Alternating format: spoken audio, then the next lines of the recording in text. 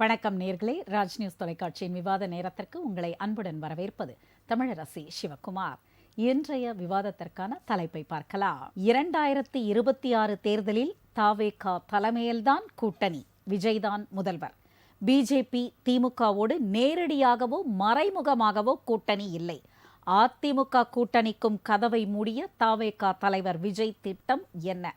4 முனை போட்டிக்கு தயாராகும் தமிழக சட்டமன்ற தேர்தல் களம். இது பற்றிய விவாதத்தில் கலந்து கொண்டு பல்வேறு கருத்துக்களை முன்வைக்க வந்திருக்கும் விருந்தினர்களை ராஜ் நியூஸ் தொலைக்காட்சியின் சார்பாக வரவேற்கிறோம். முதலில் இணையத்தின் வழியாக இணைகிறார் பிஜேபியிலிருந்து திரு ஹரிஹரன் ராஜா அவர்கள். வணக்கம் சார். வணக்கம். அடுத்ததாக அரசியல் விமர்சகர் திரு பொதிகை சாரதி. வணக்கம் சார். அடுத்ததாக அரங்கிற்கு வந்திருக்கும் அரசியல் விமர்சகர் கரு ஜெயக்கண்ணன் அவர்கள். சார் வணக்கம். அடுத்ததாக தமிழக வெற்றி கழகத்தின் திரு ஜலீல் அவர்கள். சார் வணக்கம். இன்றைய விவாதம் முதலில் தொடங்கப் போவது ஹரிஹரன் ராஜா அவர்களிடமிருந்துதான். ஹரிஹரன் ராஜா, இன்றைக்கு தமிழக வெற்றி கழகத்தின் தலைவர் திரு விஜய் அவர்கள் பேசியது கூட்டணி கதவுகளை மூடியது யாருக்கெல்லாம் அதிர்ச்சியாக இருந்தது, யாருக்கெல்லாம் இது பரபரப்பை ஏற்படுத்தியது என்றுதான் உங்களிடம் கேட்க வேண்டும். ஏனென்றால் கூட்டணி என்பது மிகப்பெரிய ஒரு காரணியாக விளங்கப் போகிறது இந்த 2026 சட்டமன்ற தேர்தலில். விஜய் நேரடியாகவே சாடியிருக்கிறார், நேரடியாகவே சொல்லியிருக்கிறார், நேரடியாகவே விளக்கியிருக்கிறார். நேரடியாகவோ மறைமுகமாகவோ ஒன்றிய அரசியலில், அதுவும் ஒரு கடுமையான சாடல், அரசியல் ஆதாயத்திற்காக மதவாத அரசியல் செய்யும் பிஜேபியுடன் என்றுமே எங்களுக்கு கூட்டணி இல்லை என்று உங்களுடைய கருத்துக்கள் என்ன? ஏனென்றால் அதிமுக பிஜேபி கூட்டணி ஏற்கனவே அமைந்து விட்டது. தாவேகா அந்த பக்கம்தான் வரும் என்று அரசியல் விமர்சகர்கள் தங்களுடைய ஆரூடங்களை சொல்ல தொடங்கி இருந்த நேரத்தில் அத்துணைக்கும் முற்றுப்புள்ளி வைத்ததாக அமைந்து விட்டது திரு விஜய் அவர்களின் பேச்சு. உங்களுடைய கருத்துக்கள் முதல் சுற்றிலே. முதல்ல அண்ணன் விஜய் அவர்களுடைய பேச்சை எல்லாம் பார்க்கும்போது உண்மையாவே ரொம்ப எங்களுக்கெல்லாம் ரொம்ப பெரிய அதிர்ச்சி. காரணம், எங்களுக்கு மட்டும் இல்லை, தமிழ்நாட்டில் இருக்கக்கூடிய எல்லா கட்சிக்கும் அதிர்ச்சி. காரணம், இன்னைக்கு எந்த கட்சி அண்ணன் விஜயோடு கூட்டணிக்கு வரேன்னு சொல்லியிருக்கிறாங்க? இல்லை, எந்த கட்சி கூட்டணிக்கு வந்தே ஆகணும்னு நாங்கள் விரதம் இருக்கோமா? இன்னைக்கு தமிழ்நாட்டில் கூட்டணி ஆட்சி நான் அமைப்பேன் அப்படின்னு சொல்லி அண்ணனும் ஏதேதோ பேச்செல்லாம் பேசி எப்படியாவது 4 பேர் வருவாங்களா இந்த ஆள் இல்லாத டீ கிடைக்குன்னு அண்ணன் ரொம்ப வேண்டி ஒரு சில வார்த்தைகளே ஒவ்வொரு நிகழ்ச்சியில சொல்றாரு. ஆனா இதுவரை தமிழகத்துல ஒரு அரசியல் கட்சி, ஒரு லெட்டர்பேடு கட்சியோட இருக்குமேங்க, ஒரு லெட்டர்பேடு கட்சி கூட நான் விஜய் கட்சியினோட கூட்டணி அப்படின்னு சொல்லி ஒரு செய்தியை நீங்க பார்த்திருக்கிறீங்களா? இது முதல் செய்தி. இன்னொன்னு, இங்க தமிழ்நாட்டுல ஒரு குடும்பம் அவங்களுடைய தீராத ஆசையினால மக்கள்லாம் இன்னைக்கு திணறி நிற்கக்கூடிய சூழ்நிலையில இன்னைக்கு இவர்கள் போன்ற சில ஆட்கள் தான் வந்து இப்போ நாங்களும் விஜய வாவான்னு விஜய் கட்சியை கூப்பிட்டது போலவும், அண்ணன் விஜய் அவர்களுக்கு நாங்கள் செய்தி சொல்வது போலவும், நான் பாஜகவோட கூட்டணி இல்லை, நான் பாரதிய ஜனதா கட்சி என்னைக்கு அண்ணன் விஜய் அவர்களுக்கு அழைப்பு விடுத்தது? நாங்க விஜய் அவர்களை கூப்பிட்டுருக்கோமா? இல்ல தாவேகா கூட்டணிக்கு வந்தாதான் நாங்க எலெக்ஷன்ல நிக்க போறோம்னு சொன்னோமா? இப்படி எந்த கருத்துமே இல்லை. அண்ணன் வந்து தன்னை தானே ஒரு அந்த திரை வெளிச்சத்தினுடைய மோகம், தன்னை தானே ஒரு பெரிய ஆளாக நினைத்து கொண்டு, அதாவது சினிமால அண்ணன் உச்சக்கட்ட நடிகர், அதை மாற்று கருத்து இல்லை, பெரிய ஒரு பொருட்செலவோடு அவரை படம் எடுக்கிறாங்க, தப்பு இல்லை. ஆனா அந்த படம் எடுக்கிற விஷயம் இன்னைக்கு மக்கள் கருத்துல அது எடுபடாது, பெரிய அளவில் அந்த ரெப்ளிகேட் ஆகாது அப்படின்றது கருத்து. இன்னொன்னு, அண்ணன் விஜய் அவர்கள் பேசிய ஸ்டேட்மெண்ட் எல்லாத்தையும் பார்த்தேன். அதாவது என்ன சொல்றாரு, மதவாத அரசியல், நயவஞ்சகம் பண்றாங்க, காரியம் சாதிக்கிறாங்க. இல்ல பாவம், அதுக்கு அடுத்தது பாரதிய ஜனதா கட்சி பத்தி ஒரு 4 குற்றச்சாட்டை சொல்லுங்கன்னு சொல்லிட்டீங்கன்னா அண்ணனுடைய பதில் என்னவா இருக்கும்னா, இதெல்லாம் ஸ்கிரிப்ட்ல இல்ல, ஸ்கிரிப்ட்ல இருந்தவரை நான் பேசிட்டேன் அப்படின்னு சொல்லி அண்ணன் விடைபெற்றிருப்பாரு. அதிகபட்சம் 10 நிமிடத்திற்கு மேல ஒரு கட்சி தலைவரால் தமிழகத்துல இன்னைக்கு எவ்வளவு பிரச்சனை நடக்குது. சமீபத்துல ஒரு பாவம் ஒரு இளைஞரை அநியாயமா அந்த காட்டு மிராண்டி காவல்துறை அடித்து அவர்களை துன்புறுத்தி கொலையே பண்ணிடுச்சு. அதை பற்றியெல்லாம் பேசாமல் பரலூர் விஷயத்தை அண்ணன் குறிப்பிட்டு பேசுறாங்க. 10 நிமிடம் தான் பேசுறாங்க. 10 நிமிடத்திலே டான்ஸ், 10 நிமிடத்துல எல்லாமே. மக்களுக்கு இங்க 1008 பிரச்சனை இருக்கு. பல்வேறு சூழ்நிலைகள்ல மக்கள் இன்னைக்கு ரொம்ப அல்லோல்பட்டு நிற்கிறாங்க. அதை சார்ந்தெல்லாம் அண்ணன் விஜய் பேசுவாரா?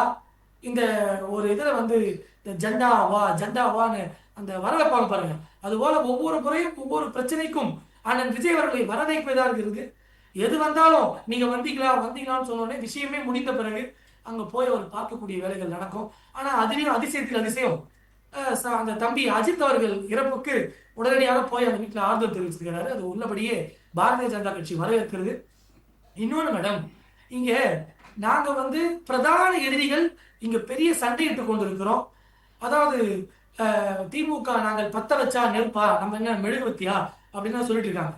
நாங்கள் திமுக என்கிற ஒரு பெரிய ஒரு ஒரு கரையிலிடமிருந்து தமிழக மக்களை காக்கணும் என்று இவ்வளவு போராடிட்டு இருக்கோம். பெரும் கட்சிகள் எல்லாம் நாங்க போராடிட்டு இருக்க நேரத்துல நடுப்புற அந்த கொசுறுகள் வந்து ஏதேனும் ஒரு கருத்துக்களை சொல்லிக்கொண்டு ஒரு சினிமா பாணியிலே கேரவன் ஸ்டைல் ஆஃப் பாலிடிக்ஸையே, கேரவன்ல இருந்து நடிகராக இறங்கி வந்தால் மக்கள் வந்து செல்ஃபி எடுப்பாங்க. அதே கேரவன்ல இருந்து இறங்கி வந்து மக்களை பார்க்காமல் கேரவன்ல நின்னீங்கன்னா செல்ஃபியோட நிப்பாட்டிடுவாங்க. அது வாக்காக மாறுவதற்கான வாய்ப்பு இல்லை. இன்னொன்னு அந்த விஜய் அவர்களை முதலமைச்சராக அறிவிச்சிருக்கிறாங்க. அதையும் நாங்க வரவேற்கிறோம். காரணம், அவர் கட்சியிலேயாவது அவர் முதலமைச்சராக அறிவிக்கிட்டோம். அவர் பாவம் நான் சினிமாவெல்லாம் விட்டுட்டு வரேன் அப்படின்னு சொன்ன ஒருத்தருக்கு தன் கட்சியிலாவது முதலமைச்சர் வேட்பாளர் என்கிற வார்த்தையை சொல்லிதான் ஆகணும். அதனால வார்த்தையிலாவது அந்த முதலமைச்சராக இருக்கணும்னு நான் வேண்டேன். இன்னொன்னு மேடம், இவங்களுக்குன்னா ஒரு அஜெண்டா என்னன்னா, இப்போ அண்ணன் விஜய் அவர்கள் அவங்க மேக்கப் ஆர்டிஸ்ட் சொன்ன மாதிரி ஒரு தகவல் வந்துச்சு. அவங்க பார்க்கலாம், இப்படி 2026 பார்த்துட்டு முடிவு பண்ணலாம் அப்படின்னு. ஆக மொத்தத்துல அண்ணன் விஜய் அவர்களுடைய கலர் எப்படி இருக்கும்னா, பார்ப்பாங்க இல்லைன்னா பறந்துருவாங்க. இவங்க பறந்துருவாங்க. ஆனா பாரதிய ஜனதா கட்சி ஒருபோதும் மக்களை மறந்துடாது. மக்கள் கரங்களோடு நின்று மக்களுக்கான போராட்டங்கள், மக்களுக்கான பிரச்சனைகள், நாளுக்கு நாள் மக்களுக்கான நலத்திட்டங்களை அள்ளி கொடுத்த தலைவருடைய இயக்கத்தை சார்ந்தவங்க. பல்வேறு மாநிலத்துல நீங்க ஆளுங்கட்சியா இருக்கிறோம். எல்லா மாநிலத்திலும் வந்து ஒற்றை கோல் என்னன்னா, பாரதிய ஜனதா கட்சி ஊழல், லஞ்சம், அந்த எப்படி சொல்றது, ஒரு ஒரு குடும்பம் இல்ல ஒரு திரை வெளிச்சம். மோடிஜியோடைய பாரம்பரியத்தை சொல்லுங்க பார்ப்போம். மோடிஜி எந்த குடும்பத்துல வந்தாரு? இல்ல பேசக்கூடிய கடைகோடி தொண்டராக இருக்கக்கூடிய நான் எந்த குடும்பத்துல வந்திருக்கேன்? எந்த பின்பலமற்ற எங்களை போன்ற ஆட்கள் எல்லாம் ஒருங்கிணைந்து இன்னைக்கு பெரிய ஒரு ஜனநாயகத்தை காக்கக்கூடிய விதத்துல இன்னைக்கு இந்திய நாட்டை பல்வேறு இண்டெக்ஸ்ல, அது தொழிலாக இருக்கட்டும், வர்த்தகமாக இருக்கட்டும், அது கல்லூரி சம்பந்தப்பட்ட விஷயங்களா இருக்கட்டும், விவசாயமா இருக்கட்டும், பெரிய அளவுல இண்டெக்ஸ் இன்னைக்கு பெரிய அளவுல குரோத். வெளிநாடுகளுக்கு எங்கு சென்றாலும் மாண்புமிகு பாரத பிரதமர் மனித குலசாமி மோடிஜிக்கு உச்சகட்ட வரவேற்பு. வரைபடத்திலே இந்தியா இல்லாதது போல இதுவரை ஒரு தோற்றம் இருந்தது. கடந்த 11 ஆண்டு காலமா எங்க போனாலும் நமக்கு மரியாதை. வி ஆர் இந்தியன்ஸ் அப்படின்னு சொல்லும் போது நமக்குள்ளேயே ஒரு கர்வம் பிறக்குது. இப்படிப்பட்ட சாதனை படைத்த ஒரு இயக்கம் தமிழகத்துல காலூன்ற வேண்டும். அதாவது இந்த காட்டு மிராண்டிக்கு சரி, ஓகே, குறுக்கிடுவதற்கு மன்னிப்போம் ஹரிஹரன் ராஜா. ஏன்னா நம்ம கூட்டணி பத்தி பேசிட்டு இருந்ததுனால இந்த இடத்துல கேட்க வேண்டிய ஒரு விஷயத்துக்காக கேட்கிறேன். அதிமுகவும் தான் ரொம்ப நாளா சொல்லிட்டு இருந்தாங்க, ரொம்ப மாசமா சொல்லிட்டு இருந்தாங்க, வருஷமா அனைத்து தலைவர்களுமே இல்ல பிஜேபியோட எங்களுக்கு கூட்டணி கிடையாது, எந்த காலத்திலும் அது நடக்காது அப்படின்னு சொல்லியிருந்தாங்க. விஜய் அவர்கள் இன்னொரு விஷயம் சொல்லியிருந்தார், தந்தை பெரியார் அவர்களையும் அறிஞர் அண்ணா அவர்களையும் இப்படியெல்லாம் கடுமையாக விமர்சிக்கும் கட்சியாக அவர் பிஜேபியை பார்க்கிறார். அப்படி சொன்ன அதிமுக அதனோடு கூட்டணி வைத்திருக்கிறதே பிஜேபி என்று. அதையெல்லாம் நீங்க வந்து மறந்துட்டு இல்ல நாங்க வந்து கூட்டணி நாங்க போய் கேட்டோமான, அதிமுக உங்ககிட்ட வந்து கேட்டா இல்ல நீங்க அதிமுக கிட்ட கேட்டோம், கூட்டணின்றது உருவாயிடுச்சு. ஸோ தேர்தல் வரும்பொழுது எப்படி வேணாலும் ஆட்சிகள் மாறும், காட்சிகள் மாறும், பார்க்க தான் போறாங்க. அதனால அந்த வார்த்தையில தான் கொஞ்சம் நெருடல் ஏற்படுது. நாங்க போய் கேட்டோமா அப்படின்னு. யார் கேட்டாலும் கூட்டணி இருக்கா இல்லையான்றதான் ஒரு தெளிவுபடுத்த வேண்டிய ஒரு விஷயம். ஒரு ஒரு ஒரு நிமிடம் மேடம், அதாவது அனைத்து இந்திய அண்ணா திராவிட முன்னேற்ற கழகமும் பாரதிய ஜனதா கட்சியும் ஏறத்தாழ ஒரு கொள்கையிலும் சரி, ஒரு சித்தாந்த வழிபாட்டிலும் சரி, ஓரளவுக்கு ஏறக்குறைய ஒரு ஒரு ஒத்துமை உள்ள ஒரு இயக்கமா இருக்கு. அதிமுகவோட பிஜேபியோட கொள்கைகள்லாம் ஒத்து போகுதுன்றீங்க. திராவிட கொள்கைகளை ஏற்றுக்கொள்கிறது பிஜேபி. ஒரே விஷயம், அண்ணாவை பற்றியோ இல்ல ஐயா பெரியாரை பற்றியோ பாரதிய ஜனதா கட்சி குறைன்னு என்ன பேசுச்சு?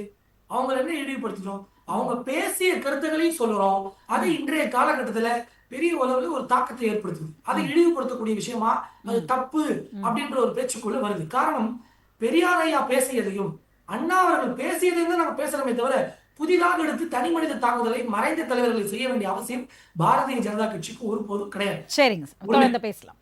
ரெண்டாவது மேடம், ரெண்டாவது கூட்டணியை பொறுத்தவரை தேசிய ஜனநாயக கூட்டணியோட ஒரே நோக்கம் இந்த திமுக என்கிற கட்சியை நாட்டை விட்டு அப்புறப்படுத்தணும். அதற்கு ஒரே வழி ஒன்று சேர்ந்து இவர்களை வென்று காட்டணும். மக்களுக்கு மேடம் ஒரு நல்லது நடக்கணும்னா சில காம்ப்ரமைசஸ், அதாவது மேடம் உங்களுக்கு தனி மனிதனுக்கு ஒப்பீனியன்ஸ் சேஞ்ச் ஆகும். மேடம்க்கு ஒரு ஒப்பீனியன் இருக்கும், ஹரிஹரனுக்கு ஒரு ஒப்பீனியன் இருக்கும். தனி மனிதனுக்கு ஒப்பீனியன் டிஃபரன்ஸ் இருக்கும்போது ஒரு பார்ட்டின்னு வரும்போது சில பல விஷயங்கள் இருக்கிறது சகஜம். அதையெல்லாம் தாண்டி ஒரு காமன் மினிமம் ப்ரோக்ராமாக இன்னைக்கு எங்களுடைய ஒரே அஜெண்டா இந்த விடியா திமுக அரசு வீட்டுக்கு அனுப்பணும். அதற்கான பிராயச்சித்தங்கள், அதற்கான பயணங்களை நாங்கள் மேற்கொள்றோம். தொடர்ந்து மக்களுக்காக குரல் கொடுப்பதற்கு என்ன வேலைகளோ அந்த வேலைகளும் ஈடுபடும். சரி, ஓகே. ஜலீல் சார் சொல்லுங்க. அதாவது முக்கியமா நான் கேட்க வந்தது என்ன அப்படின்னா, பிஜேபி மீது எந்த ஒரு குற்றச்சாட்டையும் முன்வைக்கவில்லை திரு விஜய் அவர்கள். அதாவது மதவாத அரசியல் செய்கிறார், அரசியல் லாபத்திற்காக நாட்டை அவர் துண்டாடுகிறார் அப்படிதான் வச்சாங்களே தவிர ஊழல் குற்றச்சாட்டோ இல்லை இந்த 11 ஆண்டுகளில் அவர்கள் செய்த சாதனைகளை அதெல்லாம் மறந்து போயிட்டு இவங்க வெறுமனை இது பொத்தாம் பொதுவில் பேப்பரை பார்த்து படிக்கிறது தான். இது அந்த கேரவன் பேச்சு இதெல்லாம் காத்தோட கலந்துரும், இல்லை 2 ஆப்ஷன் இருக்கு அப்படின்னு வைக்கப்பட்ட அந்த குற்றச்சாட்டுகள், அந்த விமர்சனங்களுக்கு உங்களுடைய பதில் என்ன? இப்போ ஹரிஹரன் அவர்கள் சொன்னார், ஆள் இல்லாத கடையில் டீ ஆத்துறோம். ஆள் இல்லாத கடையில் டீ ஆத்துறதுக்கு நயினார் நாகேந்திரன் 4 நாளைக்கு முன்னாடி சொன்னார் என்டிஏ கூட்டணிக்கு வருவார்னு சொல்லிட்டு. அப்போ அவர் சொன்ன ஒரு மாநில தலைவருடைய கருத்தை இவர் இல்லைன்னு சொல்கிறாரா? அதுக்கு முன்னாடி அக்கா தமிழிசை அவர்கள் சொன்னார் அந்த கருத்தை இல்லைன்னு சொல்கிறாரா? அதனால் யாருக்கு இங்கே வெகுஜன மக்களினுடைய ஆதரவு அதிகமாக இருக்குது அப்படின்றத இன்றைக்கி எல்லாருமே புரிஞ்சுக்கிட்டாங்க. எல்லாருக்குமே எல்லாமே தெரியும். எதன் மூலமா நீங்க இந்த நம்பிக்கையை சொல்றீங்க? வெகுஜன மக்களோட ஆதரவு எங்க? 1.5 ஆண்டுகளுக்கு முன்னாடி நீங்க போய் பூத் கமிட்டி மாநாடு இந்த திராவிட கட்சிகள் நடத்திச்சு பார்த்தீங்களா, பூத் கமிட்டியினுடைய கூட்டம் நடத்திச்சு பார்த்தீங்களா, அப்போ படுபாதக செயலில் இன்றைக்கி தமிழ்நாடே இப்போ உற்று நோக்கிக்கிட்டு இருக்கக்கூடிய தம்பி அஜித்குமாரனுடைய மரணம் இல்லை கொலையில் எல்லா அரசியல் கட்சிகளும் எல்லா மக்களும் அந்த கருத்தை பேசிக்கிட்டு இருக்கக்கூடிய சூழலில் வீடு வீடாக போய் ஓட்டு கேட்டார் பாருங்க முதல்வர். இதுதான் இவர்களுடைய தோல்வியினுடைய பயம். ஹரிஹரன் சொன்னதில் ஒரே ஒரு கருத்தில் நான் உடன்படுறேன். திமுக வீட்டுக்கு போகிறது உறுதி. எங்களுடைய நோக்கம் திமுகவை வீட்டுக்கு அனுப்புனார். அதுக்கு அண்ணன் வந்துட்டார். ஆனால் அதற்கு கொசுறு கட்சிகள்லாம் ஒரு பெரிய காரணியா அமைய முடியாதுன்னு சொன்னாரு. கொசுறு கட்சியை நீங்க ஏன் கூப்பிடுறீங்க? கொசுறு கட்சியை பத்தி பேசுறதுக்கு எதுக்கு ஒரு டிபேட் வைக்கிறீங்க? கொசுறு கட்சி இன்னைக்கு ஒட்டுமொத்த தமிழ்நாடும் எதற்கு பேசிக்கிட்டு இருக்கு? கொசுறு கட்சி தான் உங்க ஆரம்ப காலகட்டத்திலே சொல்றாரு எங்களுடைய கொள்கை எதிரியா உங்களை அறிவிக்கிறாரு. நீங்க அதை பத்தியே பேசியிருக்கீங்க. நீங்க எல்லாம் ஒரு ஆளா எங்களை பேசுறதுன்னு கடந்துலாம் போய்கிட்டு இருக்கணும்.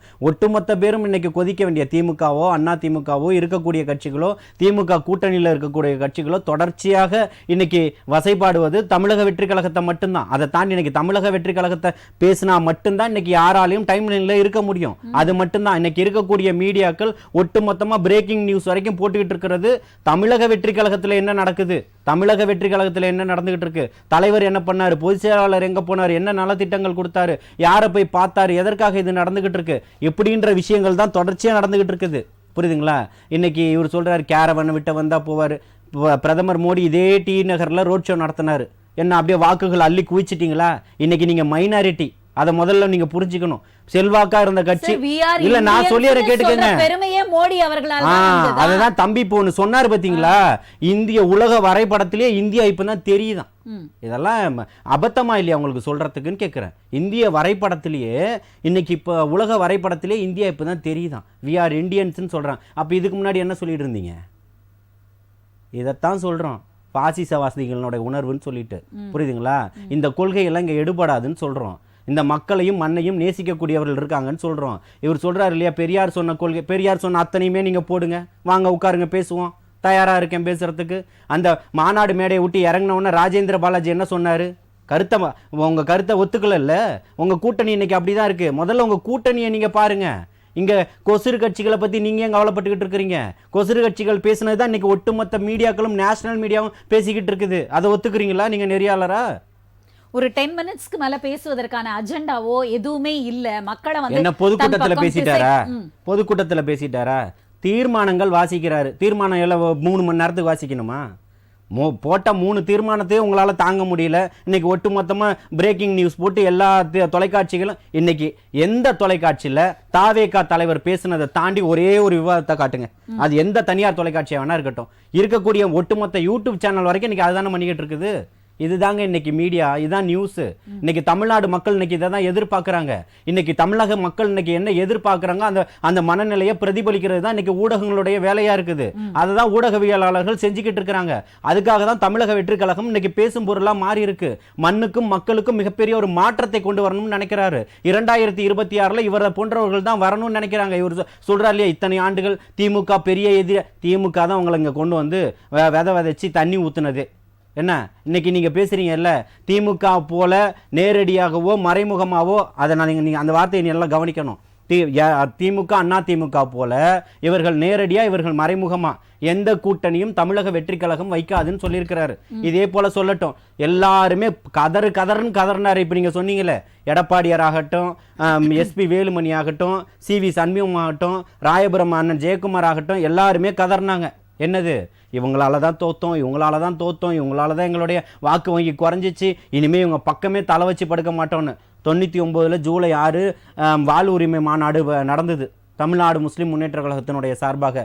மெரினா சீரணி அரங்கத்தில் இந்த அம்மையார் பேசுகிறாங்க. என்ன பேசுகிறாங்க, ஒருபோதும் இனிமேல் ஒரு தவறை செஞ்சிட்டேன், அந்த தவறை இனிமேல் என் வாழ்நாளில் செய்ய மாட்டேன், உங்கள் சகோதரியை மன்னிச்சிருங்கன்னு கேட்குறாங்க. அதுக்கப்புறம் இன்னைக்கு எடப்பாடியார் போனார், திருப்பி கலட்டி விட்டார், திருப்பி இன்னைக்கு போயிட்டாரு. எதனுடைய அழுத்தம், உங்களுடைய எல்லா மாநிலங்களிலும் எப்படி கோவாவில் எப்படி ஆட்சி பிடிச்சிங்க, 2 சீட்டு வச்சு உடனே ஜெயிச்சிருவீங்களா, உடனே ஆட்சி அமைச்சிருங்களா? உங்கள்கிட்ட இருக்கக்கூடிய கட்ட பஞ்சாயத்து பண்ணுற மாதிரி, ரவுடித்தனத்தை காட்டுற மாதிரி நீங்கள் ஒரு வேலையை பண்ணி இருக்கக்கூடியவனை அழுத்தம் கொடுத்து நீங்கள் கொண்டு வந்து நசுக்கக்கூடிய வேலைகளை பண்ணுறீங்க. அதே போல தான் இங்கே மக்களுக்கு உணவுக்கும் உடைக்கும் பிரச்சனை. உங்களை போல பாசிசவாதிகள் வரக்கூடாதுன்னு நினைக்கிறாரு. அதுதானே பாசிசம். அவர்கள் பாசிசம்னா நீங்கள் என்ன பாயாசமான்னு கேட்டார். நீங்கள் இதே முதல்வர் இங்கே உள்ள ஒரு பெண்கள் படிக்கக்கூடிய மகளிர் கல்லூரியில் ஒரு விழாவில் பேசும்போது ஒரு பொண்ணுனுடைய கருப்பு சால்வை போட்டுட்டு போனாங்கன்னு அதை கலத்தணும்னு சொன்னாங்க. ஒரு இஸ்லாமிய சகோதரனுடைய புர்கா கலட்டப்பட்டது. இதெல்லாம் சமூக நீதி, ஜனநாயகமா? அப்போ இவர்களுக்கு பேசுறதுக்கு என்ன இருக்குது? இன்னைக்கு ஒட்டுமொத்தமாக பயந்து சுற்றிக்கிட்டு இருக்கீங்களே. ஏன் உங்கள் மகனுக்கு ஒரு பிரச்சனைனா இங்கேருந்து பெங்களூருக்கு போய் 1 லட்சம் கப்பம் கட்டிட்டு வர தெரிஞ்சது இல்லை? இங்கே என் தம்பி அடித்து உங்களுக்கு கீழே இருக்கக்கூடிய உங்களுடைய துறை தான், நீங்கள் தானே பொறுப்பேற்றிருக்கீங்க. குறைஞ்சபட்சம் நீங்கள் முதல்வர் ராஜினாமா பண்ண வேண்டாம், அந்த துறையாவது நீங்கள் வேற ஆளுக்கு மாற்றி கொடுத்துருக்கணும்ல.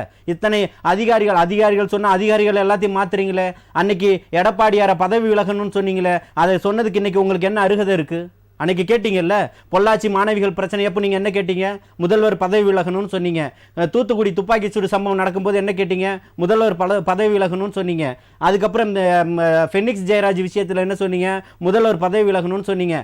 கொரோனா காலகட்டத்தில் கூட நீங்கள் அதை சொன்னீங்கல்ல, முதல்வர் பதவி விலகணும் அப்படின்றத சொன்னீங்கல்ல. ஆனால் இன்னைக்கு என்ன சொல்ல வரீங்க? அதுக்கு பதில் சொல்லுங்க. அப்போ இன்னைக்கு நீங்கள் பதவி விலக வேண்டாமா? சரி, ஓகே, நம்ம தொடர்ந்து பேசுவோம். சாரதி, உங்ககிட்ட தான் அடுத்ததாக, அதாவது எப்பொழுதும் பிஜேபியுடன் கூட்டணி இல்லை என்று சொன்னவர்கள் தான் அதிமுக. இன்று அவர்களோடு கூட்டணி வைத்திருக்கிறார்கள். அதை மனதில் வைத்துக் கொண்டுதான் தமிழக வெற்றி கழகத்தோட தலைவர் இந்த நேரடி கூட்டணி, மறைமுக கூட்டணி அதெல்லாம் கிடையாது, எப்பவும் எங்களுடைய பேச்சு ஒரே பேச்சு தான், நாங்கள் அதை நோக்கிய பயணத்தை தான் மேற்கொண்டு இருக்கிறோம், அதுவும் முதல்வர் விஜய் அவர்கள் தான் என்று தீர்மானமும் வாசிக்கப்பட்டிருக்கிறது. உங்களோட பார்வையில் உங்களுடைய கருத்துக்கள் என்ன? இல்லை என்று சொன்ன கூட்டணி எதனால், எந்த அழுத்தத்தால் ஏற்பட்டது? முதல்ல வணக்கம் அனைவருக்குமே. முதல்ல ஒரு விஷயம் புரிஞ்சுக்கணும். அதாவதுங்க, திமுக காங்கிரஸ் அவங்களோட மனநிலை என்னன்றது நீங்க புரிஞ்சுக்கணுங்க. ஃபர்ஸ்ட் சொல்லுங்க, புரிஞ்சுக்கிறேன். அதாவது இன்னைக்கு அவங்க 2 பேரும் கூடி இருக்கலாம், திமுகவும் காங்கிரஸும். கொஞ்சம் சற்று பின்னோக்கி போய் பாருங்களேன். காங்கிரஸும் திமுகவும் என்ன மனநிலையில இருந்ததுன்னு உங்களுக்கு ஒரு ஸ்டாட்டிஸ்டிக் உங்களுக்கு தெரியும். அது இந்திரா காந்தி அம்மையார் இருக்கும் பொழுது மிர்சாபுரியில கைது செய்யப்பட்டவர்கள் தான் அன்றைய எதிர்கட்சிகளா இருந்த அனைவருமே. அப்ப பாத்தீங்கன்னா உங்களுக்கு மொத்தம் திமுக தலைவர் முதல் கொண்டு அனைவரையும் கைது பண்ணாங்க. அது ஒரு காலகட்டம். அதுக்கப்புறம் நேருவின் மகளே வருக என்ற மாதிரி எல்லாம் இருந்து வரவேற்றாங்க. இது அரசியல் காலத்துக்கு ஏற்றாற் போல் மாற்றங்கள் உருவாகக்கூடும். அதை அடையாளமாக வைத்து, உதாரணமாக வைத்து நீங்கள் சொல்ல வரும் கருத்து என்ன? அதான் நான் சொல்றேன். இன்னைக்கு நம்ம பாஜகவுடன் கூட்டணி இல்ல, கரெக்ட் தான், சொன்னோம் தான். கூட்டணி ஒட்டும் இல்ல, உருவம் இல்லைன்னு சொன்னது உண்மைதான். அதுக்கப்புறம் ஒரு நிலைப்பாடு, இங்க இருக்கிற மாநில அரசு 38 எம்பிகள் போய் அந்த இடத்துல தமிழக மக்களுக்கு கொடுங்கன்னு கேட்கக்கூடிய இடத்துல இருந்தாலும் அவங்களால திராணி இல்ல, கேட்க முடியல. அப்போ தமிழக மக்களின் நலன் கருதி இந்த கூட்டணி தேவை. ம் வேற இங்க வேற அதிமுக இணை வேற எந்த கட்சியுமே கிடையாது. அப்படின்னும் போது எங்களோட கூட்டணி, அதாவது இதுக்காகவே கூட்டணி சேரணும் என்றது ஒரு முதல் எங்களோட மக்கள் நலன் கருதி இந்த கூட்டணி வந்து சரி. அந்த 38 எம்பிக்கள் பேசாத பேச்சை இனிமே நாங்க பேச போறோம், ட்ரைனிங் எடுக்க போறோம், அதற்காக ஆட்சியை பிடிக்க போறோம். நாடாளுமன்ற தேர்தல்ல தானே கூட்டணி வச்சிருக்கணும். சட்டமன்ற தேர்தல்ல வந்துட்டு அண்ணன் சாரதி அவர்கள் சம்பந்தமே இல்லாத கருத்தை எப்படி சொல்லிக்கிட்டு இருப்பாரு? சட்டமன்ற தேர்தல் இங்க இருந்து ஆரம்பிக்கிறதுக்கு நாங்க இருக்க, நாங்க பாத்துக்கிறோம்ன்றோம். அடுத்த நாடாளுமன்ற தேர்தலுக்கு வாங்கன்னு கூப்பிடுறோம். இருங்க நான் பேசுறேன், அதுக்கப்புறம் நீங்க பேசுங்க. ஒரு விஷயம் நல்லா புரிஞ்சுக்கணுங்க. இன்னைக்கு நேத்து ஏற்கனவே பாஜக என்ன சொல்றது, மிக புரட்சி தலைவி அம்மா இருக்கும்போது இன்றைய பிரதமர் வந்து இல்லம் வந்து சந்திச்சு போனதா உங்களுக்கு வரலாறு தெரியும். அதே மாதிரி ஒரு உள்துறை அமைச்சர், இந்தியாவின் என்ன சொல்றது, ஒரு ஒரு ஷீல்டு, அயன் ஷீல்டு மேன் அப்படின்னு கூட நம்ம பதிவு பண்ணலாம். அவர் வந்து மாண்புமிகு எடப்பாடி அண்ணன் கழக பொதுச் செயலர் அவர்களை இல்லம் வரை வந்து சந்தித்து உணவு அருந்தி போறாருங்க. அப்போ இது அரசியல்ல எவ்வளவு முக்கியத்துவம் வாய்ந்ததா இதை பார்க்கப்படுது, யோசிச்சு பாருங்க. அப்படி இருக்கும்போது நாங்க வந்து அனைவரும் அதிமுக தலைமையில் இங்க தமிழகத்தில் 2026 தேர்தல் சந்திக்கும் சொல்லிட்டு அமித்ஷா அவர்கள் பதிவு பண்றாருங்க தெளிவா. அதே கழக பொதுச் செயலாளர் அண்ணன் அவர்களும் அதை பதிவு பண்றாருங்க. இதுல எந்த குழப்பமே கிடையாதுங்க. இப்போ நமக்கு காலங்கள் இருக்குது. நாங்க வந்து யாரையும் எதிர்பார்த்து அதிமுக பயணம் செய்யணுன்ற அவசியமே இல்லைங்க. ஏன் கேட்டீங்கன்னா இன்னைக்கு இல்ல 2021 தேர்தலையே பாஜக இருக்கும் போது இன்னைக்கு இவங்க ஜெனரல் வந்து ஒரு பதிவு பண்றாரு. என்ன பதிவு பண்றாருங்க, நீங்க வந்து பாஜக கூட இருந்ததுனாலதான் நீங்க தோத்தீங்க என்ற மாதிரிலாம் பதிவு பண்றாரு. இல்ல சொன்னது நீங்க தான் அதிமுகவோட குற்றச்சாட்டுன்னு நினைவுபடுத்தினார். பதிவு பண்றீங்க. ஆனா அவங்க பாஜக மற்றும் தேமுதிக கூட்டணியை நாங்க வைத்துக் கொண்டு 2029 வலுவான எதிர்கட்சியா இன்னைக்கு உட்காந்துட்டு இருக்கோங்க. இன்னைக்கு நாங்க கட்சி ஆரம்பிச்சு இன்னைக்கே நாங்க வந்து முதல்வர் ஆகணும்ன்ற ஒரு கனவுல நாங்க உள்ள வரல. ஏற்கனவே தமிழகத்தை ஆண்ட கட்சி தான் அதிமுக. இனிமேலும் ஆளதான் போறோம். வருகிற சட்டமன்ற தேர்தல் இவங்க கூட்டணி வருவாங்க, அவங்க வரல. இந்த கேள்வியை நீங்க எங்களை கேட்க கூடாதுங்க, புரியுதுங்களா?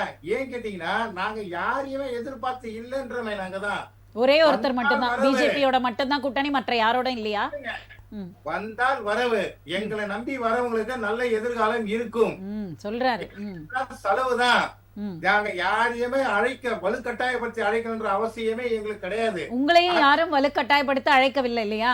அதிமுக பொறுத்த வரைக்கும் தனித்து நின்றாலும் தனித்து ஜெயிக்கக்கூடிய அளவுக்கு தான் கெப்பாசிட்டியான, அதாவது தகுதி உள்ள கட்சி. சரிங்க, நம்ம தொடர்ந்து பேசலாம். கிராமத்துல கூட நீங்க போயிட்டு இரட்டை இலை என்று நீங்க சொன்னீங்கன்னா புரட்சி தலைவரே அம்மா அவர்களை தான் சொல்லுவாங்க. இன்னும் கட்சிக்கு சிம்பலே கொடுக்காத கட்சியெல்லாம் எங்களை பேசினா அதை எப்படி ஏத்துக்க முடியும்? சரி, ஓகே, நம்ம திரும்ப பேசலாங்க சார். ஜெயக்கண்ணன் சார் சொல்லுங்க, அதாவது எதற்காக பிஜேபியுடன் அதிமுக கூட்டணி, என்ன அழுத்தம் அப்படின்னு ஜலீல் அவர்கள் வந்து ஒரு கேள்வி கேட்டார். அப்புறம் தேர்தலை சந்திக்கும் போது அதை பார்க்க போறோம். சரிங்க, அப்புறம் யார் யார் வர போறாங்கன்றது நமக்கு தெரிய போகுது. சரிங்க சார், சரி, ஓகே ஓகே. இல்ல அவரு கேட்கல, இவங்க சொன்னது. ஓகே, இது நான் பதிவு பண்ணிடுறேன். ஒரே ஒரு பதிவுங்க. இன்றைக்கு மாண்புமிகு விஜய் அவர்கள் வந்து பேசினாருங்க. பரந்தூரை பத்தி ரொம்ப அவரே மாண்புமிகுன்னு சொல்லிட்டாருங்க. அதெல்லாம் நம்ம பாக்குறோம். வாழ்த்துக்கள் தான். ஏன் கேட்டா மக்களை வந்து இப்பவாச்சும் நேரடியா சந்திக்கிறாரு. மக்களுக்கு நல்லது பண்ணணும்னு இவ்வளவு காலம் இல்லைனாலும் இப்போ ஒரு எண்ணம் வந்ததுன்றது அதை வரவேற்கக்கூடிய, வரவேற்கத்தக்கதுதான். சரிங்க சார்,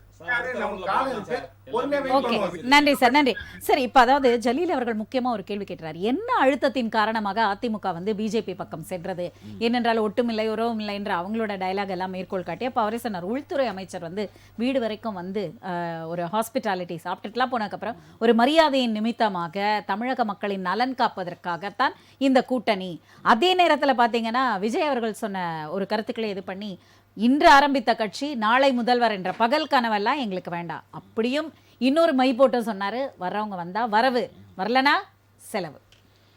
அதாவது வருகின்ற 2026 தேர்தலை பொறுத்தவரை நீங்கள் சொல்லக்கூடிய அண்ணா திராவிட முன்னேற்றக் கழகத்தினுடைய கூட்டணி என்பது தமிழ்நாட்டில் பாரதிய ஜனதா கட்சியால் உருவாக்கப்பட்டதா இல்லை அண்ணா திராவிட முன்னேற்றக் கழகத்தால் விரும்பப்பட்டதா அப்படிங்கிற செய்தியை நீங்கள் பார்த்துங்க. இன்னொன்று, அண்ணா திராவிட முன்னேற்றக் கழகத்தின் தலைமையில் கூட்டணின்னு சொன்னார் உள்துறை அமைச்சர் அமித்ஷா அவர்கள். ஆனால் கூட்டணி ஆட்சி அப்படிங்கிறத ரெண்டுக்கு இடையில முரண்பாடுகள் இருக்கு. அது உங்களுக்கு தெரியும். ஒரு முறையும் ஒரு மாதிரியான கருத்துக்கள் இருக்கிறது. அது வந்து அவர்களுடைய கூட்டணி பிரச்சனை. நான் சொல்லக்கூடிய என்னதுன்னா, ஜலீல் சோழர் சொன்னார் 1999 அம்மையார் அவர்கள் பாரதிய ஜனதா கட்சியோடு எங்களுக்கு ஒட்டுமில்லை உறவுமில்லை நீ வைப்பது இல்லைன்னு சொன்னார். 2004 அந்த அம்மாவே வச்சாங்க. 2004 தேர்தலில் பாரதிய ஜனதா கட்சியோடு நாடாளுமன்ற தேர்தலில் கூட்டணி வைத்து படுதோல்வியை சந்தித்தார். இது வரலாறு. அடுத்ததாக இவர்கள் எடப்பாடியாரும் இப்போ கடந்த தேர்தலில் 2021 சட்டமன்ற தேர்தலில் கூட்டணி வைத்தவர்கள் அவர்களும் இதே அந்த தகவலை சொன்னாங்க. எங்களுக்கு இனிமேல் வந்து பாரதிய ஜனதா கட்சியோட கூட்டணி இல்லை. ஆனால் இப்பொழுது இந்த சட்டமன்ற தேர்தலை ஒட்டி வைக்கின்ற இந்த கூட்டணி என்பது பாரதிய ஜனதா, நான் அடிக்கடி சொல்வது போல, மற்ற மாநிலங்களில் எப்பொழுதுமே ஒரு பெரிய கட்சியை மிரட்டி கூட்டணிக்கு வைப்பது போலத்தான் அண்ணா திராவிட முன்னேற்ற கழகத்தை வைத்திருக்கிறது. இதில் எனக்கு ஒன்றும் பயம் இல்லை, பகிரங்கமாகவே சொல்கிறேன். அண்ணா திராவிட முன்னேற்ற கழகத்தின் ஆட்சியில் நடைபெற்ற பல்வேறு முறைகேடுகளை பாரதிய ஜனதா கட்சி இன்றைக்கும் கையில் வைத்துக்கொண்டு மிரட்டல் தொனியில்தான் கூட்டணி வைத்திருக்கிறது. இதை நீங்கள் பதிவு பண்ணிக்கலாம். ஒன்று. அடுத்த செய்தி, இப்பொழுது நம்ம முக்கியமா இன்றைக்கு தலைப்புக்கு உள்ளது மிரட்டலுக்கு பயந்து கூட்டணி. அடுத்து பாத்தீங்கன்னா கூட்டணி ஆட்சி என்பது இரண்டாவது நிபந்தனை. அதாவது முதல்வர் யார் என்பது கேள்விக்குறி. வரைக்கும் எடப்பாடியார் வந்து கூட்டணி ஆட்சி கிடையாதுன்னு சொல்றத பாரதிய ஜனதா கட்சி ஒத்துக்கல. அது ஆரம்பத்திலே பிரச்சனைகள் நடந்துகிட்டு இருக்கு. அது ஒரு பக்கம் வைப்போம். இன்றைய தலைப்பு கொட்டிய தமிழக வெற்றி கழகத்தினுடைய செயற்குழு நடைபெற்றிருக்கிறது. தோழர் ஜலீல் சொன்னது போல இன்றைக்கு அனைத்து ஊடகங்களும் அது செய்தியாகத்தான் இருக்கு. இன்றைக்கு அவர் சொல்லியிருக்கிற செய்தியில் 2 செய்திகளை நான் வந்து நம்முடைய தமிழக அரசியலில் இருந்து நான் வரவேற்கிறது. என்னன்னா, ஒரு தெளிவான பார்வையை சொல்றாரு. நான் திராவிட முன்னேற்ற கழகத்தினுடைய கொள்கை எதிரியாக நாங்கள் வச்சிருக்கிறோம். அதே மாதிரி தேசிய அளவில் தமிழர்களை வஞ்சிக்கக்கூடிய, எப்பொழுதுமே தமிழர்கள் மீது பாராமுகம் காட்டுகின்ற பாரதிய ஜனதா கட்சியோடும் கூட்டணி இல்லை. மிக தெளிவாக சொல்றாரு. இன்னொரு செய்தியை அவருடைய அடுத்த கட்ட நகர்வா நான் பார்க்குறேன். தந்தை பெரியார் குறித்தும் அறிஞர் அண்ணா குறித்தும் இது போன்ற எங்களுடைய தமிழக தலைவர்களை அவமதிக்கின்ற பாரதிய ஜனதா கட்சியை எதிர்ப்போம். ஒன்று. அடுத்ததா, இந்த தமிழக வெற்றி கழகத்தின் தலைமையில் தான் நாங்கள் கூட்டணி வைப்போம். எங்க கிட்ட வந்து நீங்க வேற யாரெல்லாம் சேரலாம், நாங்க யாருக்கிட்டையும் வரமாட்டோம். அதாவது 3 முக்கியமான செய்திகளை தமிழகத்தினுடைய அரசியல்வாதிகளுக்கும் ஊடகங்களுக்கும் பத்திரிகைகளுக்கும் பொதுமக்களுக்குமே சொல்றாரு. அது எப்படி சொல்றாருங்கிறத நான் அது அடுத்த இது வரேன். அதாவது இந்த பதிலை தெளிவுபடுத்துகின்ற பொழுது திராவிட முன்னேற்ற கழகத்தின் தலைமையில் ஒரு கூட்டணி தெளிவா இருக்கு. அண்ணா திராவிட முன்னேற்ற கழகத்தின் தலைமையில், பெயருக்கு தலைமையில், ஆனால் பாரதிய ஜனதா கட்சியால் அழுத்தம் கொடுக்கப்படுகிற ஒரு கூட்டணி. அடுத்து ஏற்கனவே நாம் தமிழர் கட்சியினுடைய சீமான் உறுதியாக சொல்லியிருக்காரு, நான் தனித்து தான் போட்டியிடுவேன்.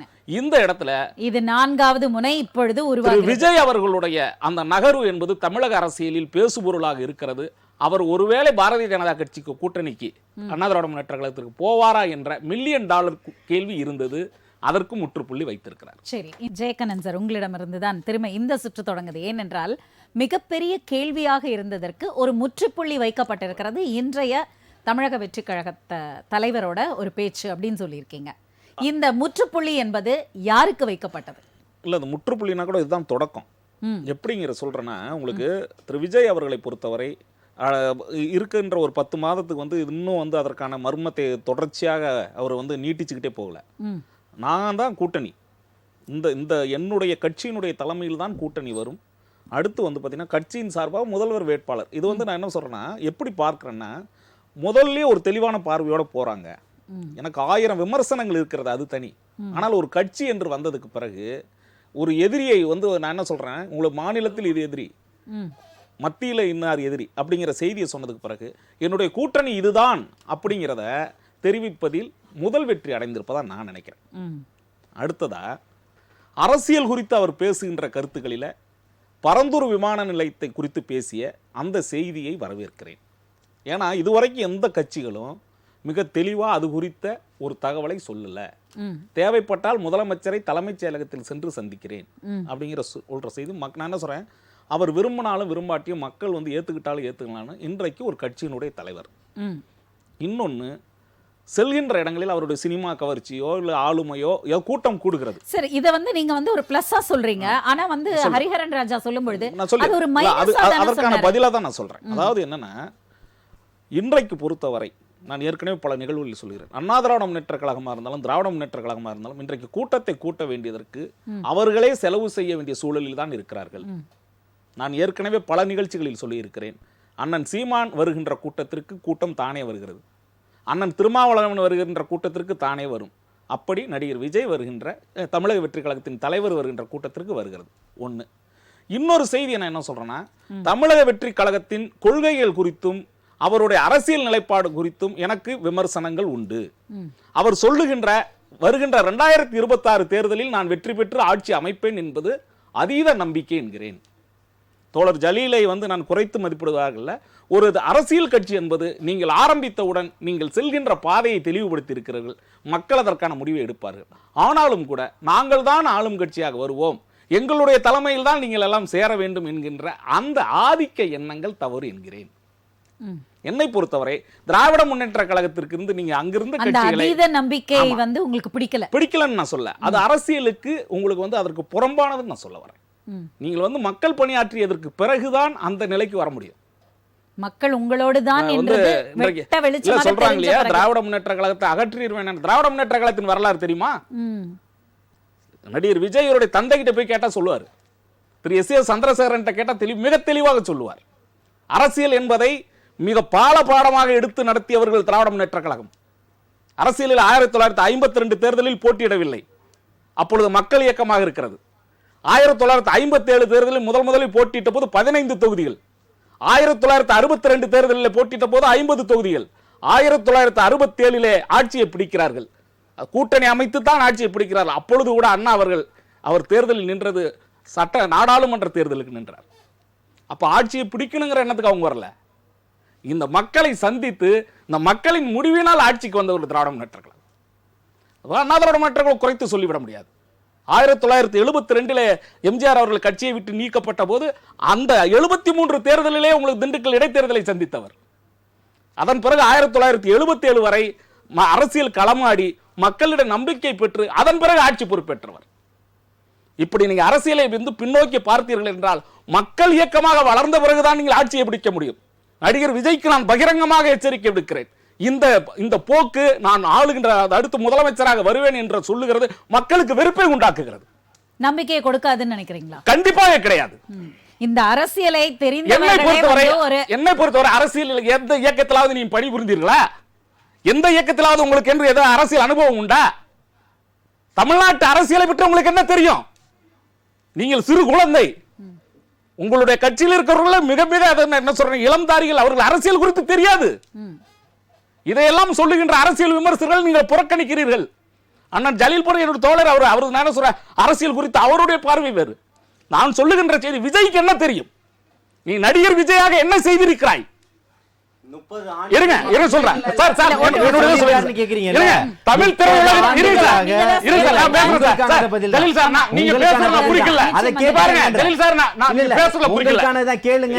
தமிழ் திரையுலகில் 30 ஆண்டுகளுக்கு மேல நீ செஞ்சிருக்க. அங்க இருக்கக்கூடிய நடிகர்களுக்கு ஏதாவது செய்திருக்கிறாயா? அடுத்த தொழில்நுட்ப வல்லுநர்களுக்கு என்ன உன்னால் என்ன உதவி செய்யப்பட்டிருக்கிறது? சக நடிகர்களுக்கு நீ செய்தது என்ன? இதெல்லாம் கேட்க மாட்டோமா? எடுத்த எடுப்புல நேற்று அரசியல் கட்சி ஆரம்பித்து விட்டு நாளைக்கு நீ நான் அரசியல் முதலமைச்சர் ஆவேன் என்று சொல்லுவது யாரை முட்டாளாக நினைக்கிறாய்? இது உங்களுக்கு ஒத்து போகாத ஒரு கருத்தாக இருக்கலாம். அவரோட நான் சொல்லுகின்ற செய்தி, உங்க தமிழக மக்களை முட்டாள கூடி எவனையும் எதிர்ப்போம். சரிங்க சார், ஓகே. இப்போ நான் ஏற்கனவே நினைச்சிட்டு இருந்தது ஹரிஹரன் ராஜா தான். ஆனா வேற வழி இல்லாமல் இப்ப ஜலீல் உங்களிடம் தான் இந்த கேள்வியை கேட்டாக வேண்டும். அதாவது அவருடைய பயணம் எனக்கு பிடித்திருக்கிறது, அவருடைய பாதை எனக்கு பிடித்திருக்கிறது, ஆனால் எடுத்தவுடன் முதல்வன் ஆவேன் என்று சொல்கின்ற அந்த அதிகாரம், அது திராவிட கட்சிகளை இங்கிருந்து அகற்றுவோம் என்று சொல்வது எந்த வகையில் நியாயம் என்பதுதான் அவருடைய கேள்வி. சமூக நீதி தெரியும். உங்களுடைய அரசியல் உள்ள சிறுபான்மையினருடைய அரசியலை தெரியுமா? சிறுபான்மையினருடைய அரசியல் தெரிஞ்சதுனாலதான் சிஏஏ போராட்டத்துக்கு முன்னாடி வந்து நின்னாரு. அது குறித்து உனக்கு என்ன தகுதி இருக்கிறது? சரி பாருங்க, அதாவது சிறுபான்மையினரை பற்றி என்ன தெரியும்னு கேட்டார் இல்லையா? சிறுபான்மையினரை பற்றி தெரிஞ்சதுனால தான் சிஏஏ போராட்டத்துக்கு முதல் முறையாக இங்கே மத்திய அரசாங்கம் சட்டம் இயற்றும் போது அதற்கான சட்டத்துக்கான முதல் கண்டன குரலை பதிவு செஞ்சது தமிழ்நாட்டில் முதல் அரசியல் கட்சி தமிழக வெற்றி கழகம் தான். ஏன்னா இருங்க நீங்க பேசிட்டீங்க, திருப்பி பேசும்போது கேளுங்க.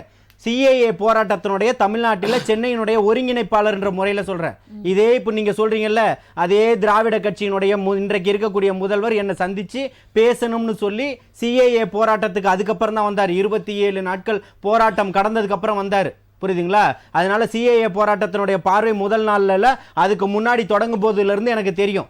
சென்னையில் சிஏஏ போராட்டத்தினுடைய ஷாஹின் பாக்கினுடைய ஒருங்கிணைப்பாளர் நான். புரியுதுங்களா? அதுக்கான முதல் கண்டன அறிக்கையை கொடுத்தது தலைவர் தளபதி விஜய் அவர்கள் தான். உங்களுக்கு என்ன தெரியும்? 30 ஆண்டுகள் என்ன பண்ணி 30 ஆண்டுகளாக பயிலகம் இருங்க சொல்றேன். ஏன் பொங்குறீங்க? பொது வாழ்க்கையில தான் செய்றீங்க. பின்ன ஏங்க நேரடியா தாங்க பதில் சொல்றதுக்கு விடுங்க. இங்க பாருங்க, இணைந்து செயல்பட்டு இருக்கிறாய். யாருக்கு அந்த அவசியமே தேவையில்லை. என்ன அவசியம் தேவை? இல்ல இவரு உங்களுடைய தேவைக்காக எல்லாம் பதில் சொல்ல முடியாது. உங்களுடைய தேவைக்காக உங்க வீட்டுக்கு வந்து கொடுக்கணும்னு நினைக்கிறீங்களா?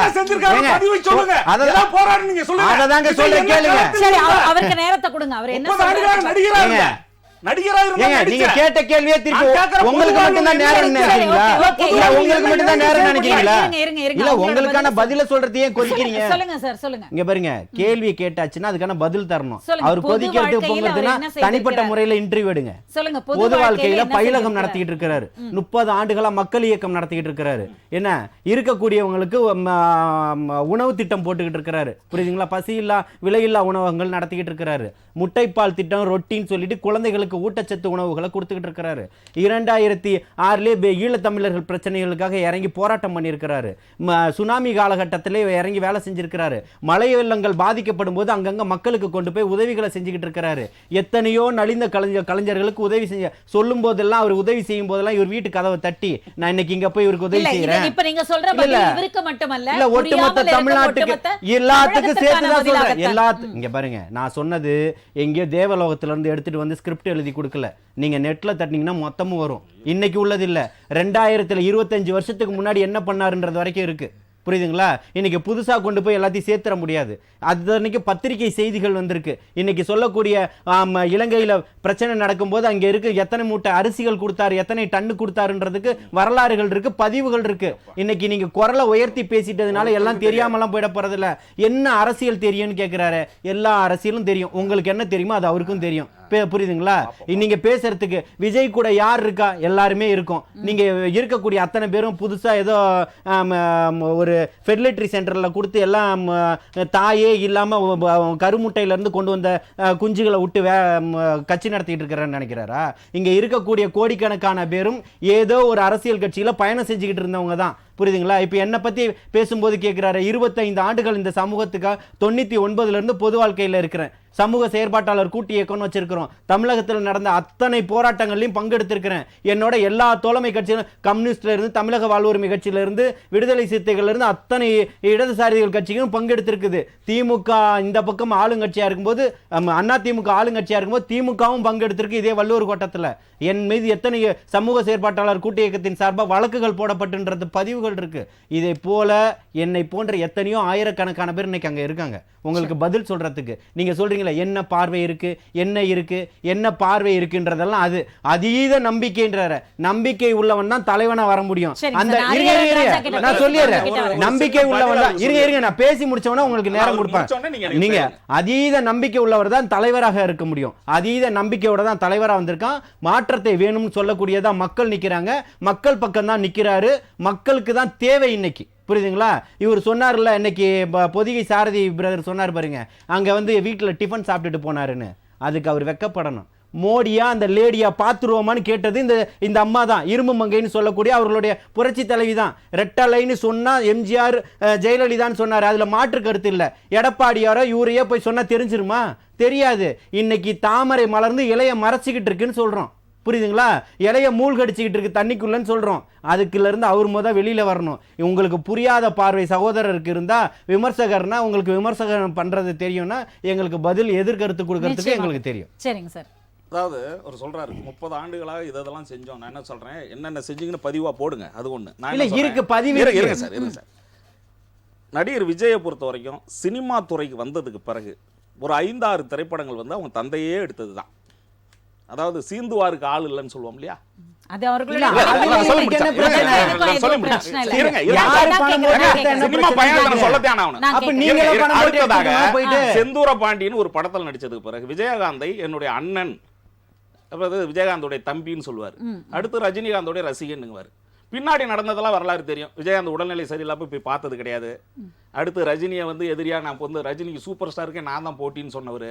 இதெல்லாம் வந்து அவருடைய திரையுலக பயணம். நான் சொல்றது என்னன்னா, எஸ்.ஏ. சந்திரசேகரன் பொது வாழ்வில் இருந்தவர், கலைஞரோடு நெருங்கி பழகியவர். அதுபோன்று விஜய் எதுவும் இதுவரையும் சொல்லுகிறேன், எந்த பொதுவாழ்வு பொது நிகழ்ச்சியிலும் ஈடுபட்டவர் அல்ல. அவர் ஒரு நடிகராக கலந்து கொண்டார். ஒண்ணு. சரி, ஓகே. இன்னொரு செய்தியை நான் சொல்லி முடிச்சிடுறேன். நடிகர் விஜய் நினைப்பது போல அரசியல் அவ்வளவு எளிதல்ல. இவர் தோழர் ஜலீல் போன்ற கட்சிக்காரர்களா இருக்கிறதுனாலே முதலமைச்சர் ஆக்கிட முடியாது. இன்னும் சொல்ல போனால் மிகப்பெரிய தோல்வி அடைவார். சரி, ஓகே. அது மக்கள் ஹரிஹரன் முடிவு ராஜா. பண்ணட்டும். ஹரிஹரன் தோல்வியா ராஜா. வெற்றியான்றது மக்கள் தரட்டும். சரிங்க சார். ஹரிஹரன் ராஜா, நீங்க வைத்த கேள்விகளுக்கும் ஜலீல் அவர்கள் மிகப்பெரிய பதில் கொடுத்திருக்கிறார். ஏன்னா கேரவன்ல இருந்தவர் அப்படின்னு நீங்க சொன்னீங்க, ஸ்கிரிப்ட் பார்த்து படிச்சவன்னு சொன்னீங்க. ஆனால் இந்த கூட்டணி என்பது எங்களுக்கு வேண்டாம் என்று தன்னுடைய பாதையை மிகவும் தெளிவாகவும் புரிதலோடும் தமிழக மக்களுக்கு ஒரு பெரிய விழிப்புணர்வை கொடுக்கும் வகையிலும் இருந்த அவருடைய பேச்சுக்கள் நிச்சயமாக மக்களிடம் சென்று சேரும் என்ற நம்பிக்கையை கொடுத்திருக்கிறார் ஜலீல் அவர்கள். உங்களுடைய கருத்துக்கள் என்ன? நிறைவான கருத்துக்களா நீங்க இப்போ ஜெயக்கண்ணன் அவர்கள் அண்ணன் வந்து ஒரு எளிமையான ஒரு கேள்வி எழுகிறார். பல கருத்துக்களை சொன்னாரு. இந்த கருத்துல நான் அண்ணனோட உடன்படுறேன். விஜய் அவர்களுடைய சமூக பணி கடந்த ஆண்டுகள்ல என்ன? கட்சி தொடங்கி அண்ணன் கேட்டது கடந்த ஆண்டுகள் என்னன்றது. பாரதிய ஜனதா கட்சி கேட்பது கடந்த கட்சி ஆரம்பிச்சு கடந்த 2.5 ஆண்டு 3 ஆண்டுல என்ன? அதாவது மேடம், நாங்க நியூஸ்ல வரோம் அப்படின்னு சகோதரர் சொல்லிட்டே இருக்காரு. மேடம், நியூசன்ஸ் பண்ணாலும் நியூஸ்ல வரும். நியூஸ்ல வர்றது ஒன்றும் பெரிய சாதனை இல்லை. நியூசன்ஸ் பண்ணி வந்தது அத்தனை பேருமே பிஜேபி காரங்க தான். அதையும் சொல்லுங்க. இல்ல, ஒரு நடிகை நியூசன்ஸ் பண்ணாலும் நியூஸ்ல வருவாங்க. அதனால தமிழக வெற்றி கழகக்காரர்களுக்கு நியூஸ்ல வர்றது பெரிய திருவிழா போலவும், அவர்கள் தலைவர் வந்து நின்றுட்டாலே பெரிய திருவிழா போலவும், அந்த திருவிழாவை தாண்டி மக்களுக்கு நீங்க வந்து உங்க படத்தை பார்ப்பாங்க. அது ஒரு கோணம் இருந்தாலும் மக்கள் உங்களை வாக்களிக்கணும். நீங்க முதல்ல மண்ணுக்கு வந்து நிக்கணும், மக்களுக்காக பேசணும். எதுவுமே இல்லாம நீங்க பனையூரில் உட்கார்ந்து கொண்டு அரசியல் செய்தால் என்ன செய்வது? ஒன்று, கமலாலயத்துக்கு வந்துடலாமா? விஜய் அவர்கள் இல்ல கமலாலயத்துக்கு வந்துடலாமான்னு கேக்குறேன். இல்ல ஒரு வினாடி இல்ல பனையூர்ல இல்ல போகிற ஐடியா இல்ல இவரு எங்க கேக்குறாரு? இல்ல அறிவாலயத்துக்கு போகணும்ன்றாரா? அண்ணா அறிவா இதுக்கு போகணும்னு கேக்குறாரா? எங்க போகணும்னு கேக்குறாரு? ஏதா ஆமா என்ன இப்ப இந்த கடந்த கட்சி ஆரம்பிச்சதுக்கு அப்புறம் என்ன செஞ்சிருக்காருன்னு கேக்குறாரு. 400-500 பேருக்கு மேல ஆட்டோ வாங்கி கொடுத்திருக்காங்க. எல்லா இடத்துலயும் நலத்திட்ட உதவிகள் இருக்கு. எல்லாருக்கும் பதில் நீங்க தான் சொல்ல போறீங்க. அவர் பேசிட்டோம். சொல்லுங்க. அவர் பேசும்போது குறிக்கிடல. அதாவது விஜய் அண்ணன் வந்து வருஷத்துக்கு ஒரு படம், அவர் திரைத்துறையில் இருக்கும்போது வருஷத்துக்கு ஒரு படம் வந்தால் ரசிகரும் கொண்டாடுவான், ரசிகர் பாலாபிஷேகம் பண்ணுவான். அந்த ஸ்டைலே அண்ணன் அரசியலுக்கு வந்து ஃபாலோ பண்றாரு. வருஷத்துக்கு ஒரு நிகழ்ச்சி, வருஷம் ஒரு நாள் வெளியே வருவார். மற்ற நாள் 234 டேஸ், வருஷத்துல 235 நாள்ல 234 நாள் சொந்த வேலை. ஒரே ஒரு நாள் கூட்டமோ இல்ல ஒரு செயற்குழு கூட்டமோ இது போலலாம் ஒரு கட்சி நடத்திக்கிட்டு நான் முதலமைச்சர் ஆகும்னு சொல்றதுல எப்படிங்க என்ன தைரியத்துல பேசுறாரு? ஏன் நீங்க பதறீங்கன்னு கேக்குறேன். அவருக்கு அதுக்கெல்லாம் இதே இல்ல. நீங்க எல்லாம் எதுக்கு பதறீங்க? நெறியாளர்கள் ஸ்டாப் பண்ணணும். பாவம், உங்களுக்கு என்னன்னு தெரியாம புலம்பிட்டு இருக்காங்க. அது எனக்கெல்லாம் பாசம் கிடையாது. பாவப்பட்டு பரிதாபப்பட்டு அடிபட்டு அடுத்தவன் மேல சவாரி பண்ணி 4 சீட்டு வாங்கி வச்சுக்கிட்டு இருக்கிறது நீங்க. தன்னிச்சையா நிக்க முடியும்னு தைரியமா சொல்ல ஒரு தகுதி தமிழக வெற்றி கழகத்துக்கு இருக்கு. உங்களால உங்களுக்கு பண்ண முடியுமா? அத பேசுங்க. பாவப்பட்டது பிஜேபிங்க. ஜலீல் சார் கொஞ்சம் அமைதியா இருங்க. முடிச்சிருங்க ஹரிஹரன் ராஜா. நிறைவான கருத்தா முடிச்சிருங்க. பண்ணக்கூடிய தமிழக வெற்றி கழகத்தை நோக்கி, இவ்வளவு பெரிய கரிஷ்மா உள்ள அண்ணன் விஜயை நோக்கி, வெற்றி பெறக்கூடிய கட்சியை நோக்கி ஒரு கட்சியும் வரவில்லை. சரிங்க சார். நோட்டாக்கு கீழே சொல்லி எங்களை எல்லாம் நீங்கள் பேசிக்கொண்டே இருக்கிறீங்க. சிறுபான்மைக்கு எதிராக சொல்லிக்கொண்டே இருக்கிறீங்க. வலுவான கூட்டணி அமைத்து கடந்த நாடாளுமன்ற தேர்தலில் போட்டி போட்ட கட்சி, ஒரு லெட்டர் பேட் கட்சி கூட சேராத நீங்கள் எல்லாம் எங்களை பற்றி பேச தகுதி உண்டா? இன்னொன்னு மேடம், ஒரே ஒரு விஷயம், தமிழக வெற்றி கழகம் ஒவ்வொரு நிர்வாகியை கூப்பிட்டு தலைவர் ஊற்றுவோம். இப்ப ஒவ்வொரு நிர்வாகியும் பேசணும். அதாவது ஒரு 10 பிரச்சனை தமிழ்நாட்டில் நடக்கக்கூடிய 10 பிரச்சனை கேட்டீங்கன்னா 8 பிரச்சனையை சொல்லுவாங்க.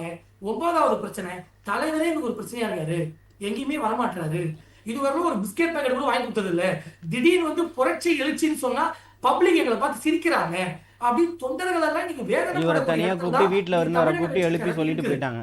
என்ன கேக்குறதுக்கு மீடியால இருக்கிறோன்னா எதை வேணா நீங்க நேர்ல வந்திருக்கணும். புரியுதுங்களா? நாங்க கூலா தான் இருக்கோம். புரியுதுங்களா? பேசுறதுக்கு உங்களுக்கு கால் என்னோட என்னோட சமயத்துல நீங்க பேசாதீங்க. நீங்க எவ்வளவோ அபத்தமான கதை, எவ்வளவோ கலர் கலரா ரீல் விட்டீங்க. நான் கேட்டுதான் சார் இருக்கேன். ரீல் விடுறது கலர் கலரா பண்றதெல்லாம் நீங்க பிலிம்ல மாற்றுறதெல்லாம் கலர் கலரா பிலிம்ல மாற்றுறதெல்லாம். சரி, ஓகே ஓகே, நம்ம நிறைவான ஒரு கருத்தை கொடுத்துருங்க. தமிழக வெற்றி கழகம் தண்ணி மாதிரி நினைக்கிறீங்க. நீங்க தண்ணியா இருக்கீங்க, நாங்க பாலா இருக்கோம். அந்த தண்ணிக்குள்ள பால போட்டு அடிக்கலாம் நினைக்காதீங்க. எங்கள் கருத்துக்கள் மக்களை போய் சேரதான் செய்யும்.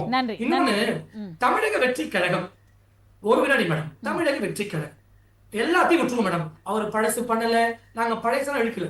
கடந்த 3 ஆண்டுல தமிழகத்தில் நடந்து இவ்வளவோ பிரச்சனைகள். அண்ணன் விஜய் அவர்கள் எத்தனை இடத்துக்கு வந்தாரு? அறிக்கையை பேசக்கூடாது, அறிக்கை நான் கூட விடலாம், வீட்டிலே உட்கார்ந்துக்கிட்டு டைப் பண்ணி விடலாம். எந்த பிரச்சனைக்காக மண்ணுக்கும் மக்களுக்கும் ஒரு வார்த்தைய பிரதர் சொன்னாரு. இந்த மண்ணுக்கும் மக்களுக்கும் அண்ணன் விஜய்க்கும் என்ன சம்பந்தம்? ஒரே ஒரு நாள் தியேட்டர்ல படம் ரிலீஸ் ஆகும், அன்னைக்கு வருவார் ஆடியோ லான்ச்சுக்கு. அவருக்கு ஆடியோ லான்ச்ல இருக்கக்கூடிய அந்த ஒரு ஜாதி, அந்த ஒரு வேகம், அந்த ஒரு தேஜஸ் இன்னைக்கு கட்சி நிகழ்ச்சிகள் இல்ல. அவர் முகத்தை பாருங்க, இறுக்கமா இருக்காரு. அதாவது ஃபயரா பேசுறோம்ன்றாங்க. வெளிப்படையா சொல்ல போனா தமிழக வெற்றி கழக நிர்வாகிகள் எல்லாம் பாருங்க, எல்லாருமே ஃபியர்ல இருக்காங்க. ஆனா பாவம், இவங்களுக்கு யார சொல்லி அரசியல் செய்யணும், எதை பேசணும் ஒரு கடத்துல தெரியல.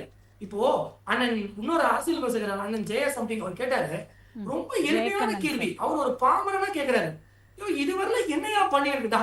நாங்க முட்டை கொடுத்தோம், நாங்க பேக் கொடுத்தோம். சின்னத்திரை நடிகர்கள் தெளிவாக சொல்றாங்க, நாடக கலைஞர்கள் தெளிவாக சொல்கிறாங்க. மேடம், ஒரு விஷயம் புரிஞ்சுக்கணும். இப்போ எல்லாருமே நம்ம ஒரு துறை சார்ந்து இருக்கும்.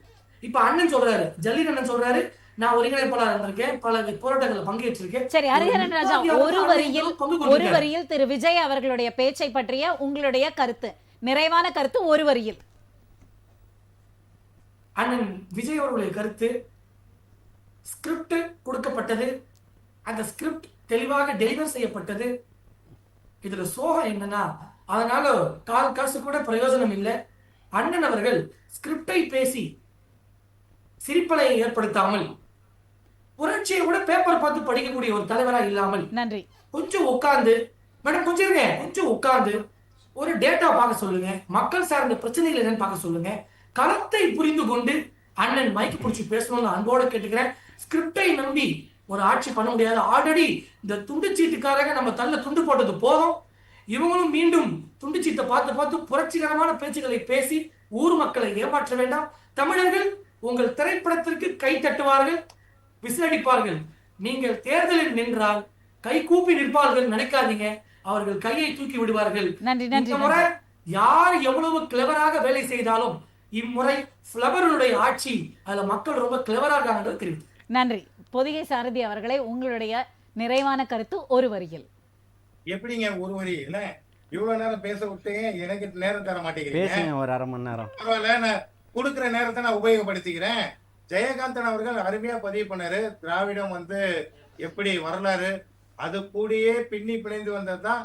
அதுக்கப்புறம் எதிர்வினை எதிர்த்து வந்ததுதான் அதிமுகன்ற ஒரு மிகப்பெரிய வரலாறு. ஆளுமை அப்படியான ஆளுமை தான். அதே மாதிரி நம்ம சென்னையில என்ன பதிவு பண்ணாரு, அமித்ஷா அவர்கள் எடப்பாடியான வீட்டுக்கு போனது எவ்வளவு பெரிய அசிங்கம் தெரியுமா? அண்ணே, இதே விஜய் அவர்கள் மாண்புமிகு அம்மா அவர்களை எத்தனை முறை மோடியா லேடியான்னு கேட்டதுக்கு அப்புறம் எனக்கு ஒட்டும் இல்ல உறவும் இல்லன்னு அந்த அம்மா சொன்னதுக்கு அப்புறமும் அவங்க பின்னாடி போய் நீங்க நின்னது அசிங்கமா இல்லையா? அதை சொல்லுங்க. அவர் வீட்டுக்கு 1000 பேர் போவாங்க, இதுக்கு பதில் சொல்லுங்கன்ற. ஏங்க, உங்க அம்மா சொன்ன கருத்தை தானே நீங்க மாத்தி பேசுறீங்க, அதுக்கு பதில் சொல்லுங்க. முன்னாடி நிக்கிறீங்க பாவம், நிக்க தெரியாதவர்கள் பாவம் விரக்தியின் விழுப்புல அங்கேயே நிக்கிறீங்க. இவங்க என்னவோ 234 தொகுதியிலும் ஜெயிச்ச மாதிரியும் ஜெயிச்சிட்ட மாதிரியும். ரெண்டு பேரும் அமைதியா இருங்க. சாரதி பேசுங்க. என் நேரத்தை எடுத்துக்கிட்டா எப்படி? இதே அம்மா இருக்கும் போது விஜய் அவர்கள் போயஸ் கடன் வந்திருக்கிறாரு. இதே திரு கருணாநிதி அவர்கள் முதல்வரா இருக்கும் போது அங்கேயும் எத்தனை தடவை போயிருக்காரு. அது இல்லாம ரெட் ஜெயிண்ட் வாசல எத்தனை தடவை ஏறி இருப்பாருன்னு விஜய்க்கு தெரியும். இது இல்லாம இன்னைக்கு பரந்தூருக்கு பரவசப்பட்டு வேதனைப்பட்டு போய் மக்களுக்கு நல்ல தொண்டு செய்யறேன்னு சொல்லிட்டு பேசுற விஜய் அவர்கள் ஏன் கூடங்குளத்துக்கெல்லாம் அவர் குரல் கொடுக்கலன்றது எனக்கு தெரியல. இன்னைக்குதான் மக்கள் அவர் கண்ணுக்கு தெரியுது. இப்ப வேற ஏதோ ஒரு படம் ஒண்ணு வரப்போகுதுங்க. நீங்க மக்களுக்கு நல்லது பண்ணணும்னு நினைச்சீங்கன்னா அந்த படத்தை ஒரு டிக்கெட் வந்து 1500 2000 விக்கிறாங்களாம். நீங்க பாக்காதீங்க, நீங்க பாக்காதீங்கண்ணே. 1500 கொடுத்து பாக்காதீங்க. ஏன் பாக்குறீங்க? ரிலீஸ் பண்ணாதீங்க, பாக்காதீங்க, ரிலீஸ் பண்ணாதீங்க. நீங்க பாக்காதீங்க. 1500 கொடுத்து ஏன் பாக்குறீங்க? இந்த தலைப்பை ஒட்டிய நிறைவான கருத்து. 1000 ரூபாய் டிக்கெட் விற்காங்க, ஏன் மேடம் படத்தை பார்க்காதீங்க? 1000 ரூபாய்க்கு வாங்கி பாக்காதீங்க. 10 ரூபாய் டிக்கெட் இருக்கு வாங்கி பாருங்க. 100 ரூபாய்க்கு டிக்கெட் இருக்கு பாருங்க. நடிக்காதீங்க, வீட்டு விட்டு வராதீங்க. சார், இங்க பாருங்க. நீங்களே எல்லாத்தையும் பேசிட்டு இருந்தீங்கன்னா சார், நீங்க வேண்டுகோள் விடுத்தீங்கன்னா ஜலீல் அவர்கள் உங்களுக்கு வந்து விலையில்லா டிக்கெட் எடுத்து கொடுப்பாரு. நீங்க பாருங்க, அதனால வாங்கி கொடுப்பாரு. 1500 அதை நம்ம டிக்கெட்ல எல்லாம் போய் போய் யார் பார்க்கணும். 10 ரூபாய்க்கு டிக்கெட் நிறைவான கருத்து. கேட்டீங்க. அதாவது அதிக நம்பிக்கைன்னு நான் சொன்னதற்கான காரணம் உடனடியாக ஆட்சியை பிடிப்பேன்னு சொல்கிறது ஒன்று.